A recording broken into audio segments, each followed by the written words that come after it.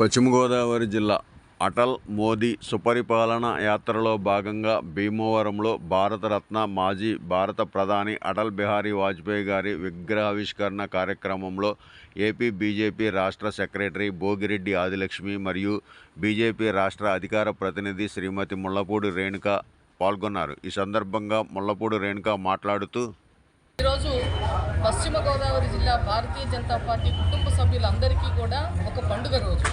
అంటే కేవలం పశ్చిమ గోదావరి కాదు, భారతీయులందరూ కూడా సంతోషించేటువంటి శుభ సందర్భం ఇది.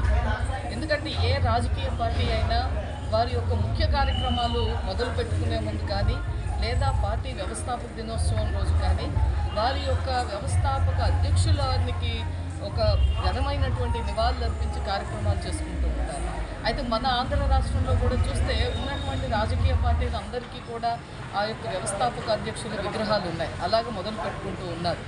మనకి ఈరోజు మన భారతీయ జనతా పార్టీ రాష్ట్ర అధ్యక్షులుగా పివిఎన్ మాధవ్ గారు బాధ్యతలు చేపట్టిన తర్వాత అనేక కార్యక్రమాలు చేపడుతూ, అందులో భాగంగా మరీ ముఖ్యంగా ఈ సంవత్సరం వాజ్పేయి గారి శత జయంతి సందర్భంగా వారి యొక్క విగ్రహాన్ని ప్రతి జిల్లా హెడ్ క్వార్టర్స్లో పెట్టాలి అని చెప్పి ఈరోజు ఈ నెల 11వ తారీఖు నుంచి అనేక జిల్లాల్లో పర్యటనలు చేస్తూ వాజ్పేయి గారి విగ్రహాన్ని ఆవిష్కరిస్తూ అందరినీ, ప్రజలందరూ కూడా అనూహ్యమైనటువంటి అద్భుతమైనటువంటి స్పందనతో మరి ఎంతో సంతోషంగా జరుగుతున్నటువంటి సందర్భం.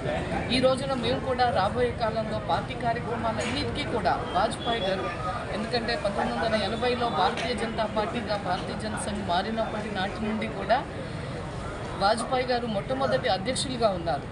ఇప్పుడు ప్రతి కార్యక్రమానికి కూడా వారికి నివాళులు అర్పిస్తూ వారి యొక్క స్ఫూర్తిని, అంటే దేశం కోసం ధర్మం కోసం అని మాటల్లో కాదు, వారి యొక్క నిజ జీవితంలో నిరూపించినటువంటి గొప్ప మహనీయులు. మాటల్లో కాదు, ఈరోజు భారతదేశంలో పార్టీలకు, ప్రాంతాలకు, కుల మత వర్గాలకు అతీతంగా అందరి వాడుగా మాటల్లో కాకుండా నిరూపించి ఒక ఆదర్శనీయమైనటువంటి రాజకీయాలకు నిర్వచనం చెప్పినటువంటి గొప్ప వ్యక్తి అటల్ బిహారీ వాజ్పేయి గారు. కేవలం ఆర్థిక సంస్కరణలు కాదు, మౌలిక సదుపాయాన్ని కూడా ఒక సంస్కరణలు తీసుకొచ్చి తద్వారా ఈ యొక్క దేశాన్ని ముందుకు తీసుకెళ్ళాలి అని చెప్పి ఆలోచన చేసి అనేక పథకాలని ఆ రోజు ప్రవేశపెట్టారు.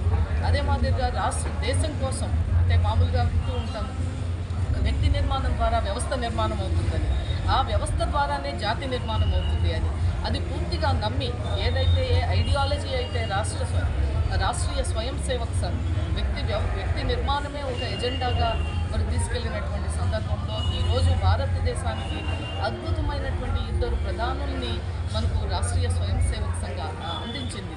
అందులో మొట్టమొదటి వ్యక్తి అటల్ బిహారీ వాజ్పేయి గారు అయితే, రెండవ గొప్ప మహానాయకుడు మన నరేంద్ర మోడీ గారు. కాబట్టి ఆ రోజు ఏ ఆశయాలతో మనకు ఒక మంచి బాట వేశారో ఈ జాతి నిర్మాణానికి కావాల్సినటువంటి కార్యక్రమాలతో, ఆ యొక్క ఆశయాల్ని కొనసాగింపులో భాగంగా ఈవేళ నరేంద్ర మోడీ గారు వినూత్నమైనటువంటి నేషన్ ఫస్ట్ అనేటువంటిది మరి అన్ని రంగాల్లో కూడా చివరికి ప్రతిదీ స్వదేశీ అని కానీ, మన ఆత్మనిర్భర్ భారత్ కానీ ప్రతి రంగంలోనూ ఈవేళ వారి యొక్క ఆశయాలకు నెరవేర్చే పదంలో నిజమైనటువంటి వారసుడిగా ఈవేళ నరేంద్ర మోడీ గారు చేస్తున్నటువంటి ఈ సందర్భంలో భారతీయ జనతా పార్టీ సభ్యులందరూ కూడా ఎంతో సంతోషంగా ఉన్నాం. మరి భవిష్యత్తులో మరిన్ని మంచి కార్యక్రమాలు చేసి నిజమైనటువంటి ఘనమైనటువంటి నివాళి అటల్ బిహారీ వాజ్పేయి గారికి ఏంటి అంటే, ఈరోజు వారు నమ్మినటువంటి సిద్ధాంతాలను, అలాగే దీన్ దయాళ్ చెప్పినటువంటి అంత్యోదయ చిట్ట చివరి వ్యక్తి వరకు, ప్రాంతం వరకు మన యొక్క సేవల్ని కొనసాగించడమే ధ్యేయంగా ప్రతి కార్యకర్త మేమందరూ కూడా పనిచేస్తామని చెప్పి ఈ సందర్భంగా తెలియజేస్తాం.